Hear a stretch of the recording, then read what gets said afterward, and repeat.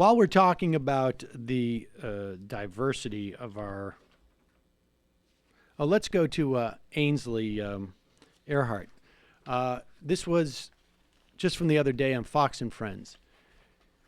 You know, it's not just that taking time, the time it takes to count all the ballots, the absentee ballots in close races, the provisional ballots. It's not just that is obviously and self-evidently evidence of fraud, because why would you keep counting ballots after the day that they were cast? But there's another problem with it too. It's just not fun. And I think part of the fun of voting and having your voice heard is finding out on election night. We all stay up really late to see what these votes, when they come in and when these races are called. If you aren't, or you're still counting votes after 10 days, and I understand if it's super close, you have to do that. And it is down there. But if you're still counting votes, if they change it for going forward, we're still counting ballots 10 days after, it kind of takes the fun out of election night. Yeah, well, I'm willing to take the fun out to get it right, though, Ainsley, right? Well, and we should just go back to election day being election day. Ultimately, though, when Brian Kilmeade is the voice of reason, dude, there is a trend here. You know you have a problem. There's a bizarre trend with Kilmeade. That's not a bizarre trend. No, he's just sitting there going like, this is the dumbest thing I've ever heard in my entire life. Right, so just repeat that back to yourself. Brian Kilmeade sitting there and going, this is the dumbest thing in my entire life. He's done that three or four times now. It's a bizarre reflection of Kilmeade. You had to correct him about something really unwoke that got said about about who? Iranians? But you're having to... he did the thing with Lindsey Graham. You're crediting Kilmeade as opposed to discrediting Ainsley. I see no contradiction. I would chart a third way. She's a total moron, and Kilmeade, by standards of Kilmeade, I give him a little credit. I'm sorry, like even a fourth grader couldn't come up with something that stupid. Well, now why you got to insult fourth graders? I'm not insulting fourth graders. I'm just saying that there's actually like a physiological lack of development of the brain of kids that age. They have not been exposed to multiple decades worth of information to be talking about politics and sort of bemoan the fact that it takes that long because it's not fun. And it's like, that's part of the reason why you vote, because it's fun to find out. Well, we know she doesn't really believe that. She just can't say we don't want to count the votes because that would hurt Republicans. I'm not convinced of that. Would it remind I think she actually really does believe that. I think she's really, really dumb. I think she's getting creative. It goes into, it reminds me of how, my family, we open presents on Christmas Eve. Which is a bit early, but me and my brother had just worn down my parents so much, and I'm with Ainsley. Like, I want to open up the ballots as soon as they're submitted. Like, what are we waiting for, though? Like, let's get the fun. We could probably just do this much easier with a show of hands. But then we move from the sublimely moronic to the more consciously cynical and malignant. And then, of course, I'm talking about Matt Schlapp on Fox and Friends with Brian Kilmeade. Now, Kilmeade will entertain this one a little bit more than Ainsley, what's her name, Earhardt, saying it's just not fun when you have to count all the ballots. Well, Ainsley Earhardt, folks, we said it. Incidentally, this is the guy who said the only reason why Michael Steele was named RNC head was because he was black, and then tried to explain to Michael Steele, like, you can't take offense at that, man. I wasn't. Stop getting triggered. Yeah, stop getting triggered by that. They were friends. I'm not sure if they still are.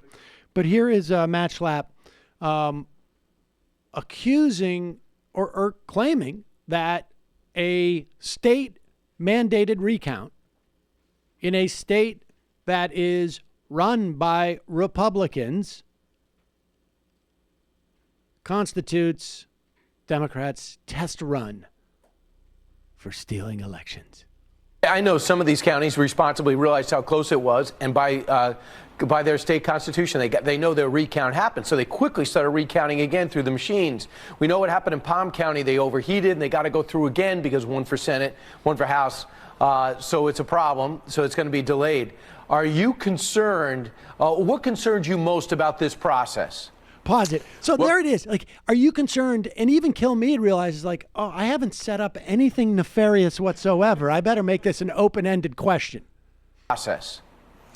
What concerns me most about this process is that at the very beginning is where a lot of the wrongdoing could have occurred. When the election commissioners didn't follow the law explicitly and say how many ballots they still had to count. And then they took the counting behind closed doors and didn't let people like you in from the media.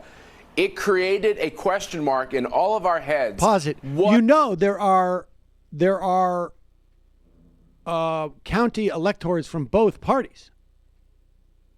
You know that, right, Matt Schlapp? Of course you do. You also know that in the panhandle of Florida, there was a county affected by a hurricane that contravened Florida law and allowed people to fax in and mail in their ballots. Now, personally, I have no problem with that. I think the point is you want as many people to vote as possible and make it as easy as possible and have the flexibility to deal with those type of things. But that's not what Matt Schlapp is worried about. He's worried about the fact that Brian Kilmeade was not allowed into the area they were counting ballots, like Brian Kilmeade is in every other county and district in the country where he's allowed in there to watch them count the ballots. It created a question mark in all of our heads. What are they doing behind those closed doors? Maybe they're counting. That is the biggest problem. We'll never know how they handled all types of ballots, including ballots that were illicit, ballots that were not legally cast. We'll never know. We're going to spend a lot of time in court. Pause it. What does that mean, ballots that were not legally cast? What does that mean? It's all the absentee ballots from the caravan. If they go, what they're doing now in Florida is they're going through a mechanical recount. If the margin in the Senate race is after that recount still within 0.25, and right now it's at 0.2, they will then do a hand recount. And during that hand recount, there's a significant number of undervotes in the senatorial race. Some also overvotes. Only the undervotes, those are ballots that are there that do not have a vote for the Senate, but do have votes for other offices. They look at those and they see, did the machine not pick it up yet? And that's where you'd want, understandably, because there's a subjective analysis, people around. That's all the pictures we saw, the hanging chads. They don't have hanging chads now. They just have other problems, apparently. But they're making this up. They're making it up. That's the... We're going to spend millions of dollars. We're going to waste a lot of time. I believe at the end of this, Governor Rick Scott will be a senator. Ron DeSantis will be the governor. But what the Democrats are trying to do here, this is a trial run to figure out what they do in 2020 when Donald Trump is on the ballot. You watch. They are learning lessons so that they can do everything possible to stop him in 2020. And if that is just bizarre. It's going to come down to Palm Beach again, I guess, in 2020. Yeah, they created a question mark in our heads that wasn't there before. That's the white news. White news. Sit down, white news. You ought to be ashamed of yourself. Get the call screening. Devil Schlapp. I call him Devil Schlapp. He is Yakubian. Oh, he's absolutely Yakubian. He got his 23andMe back, and he's pure Yakubian. He is pure Yakubian. He is pig grafted from a mad scientist in a cave, no question.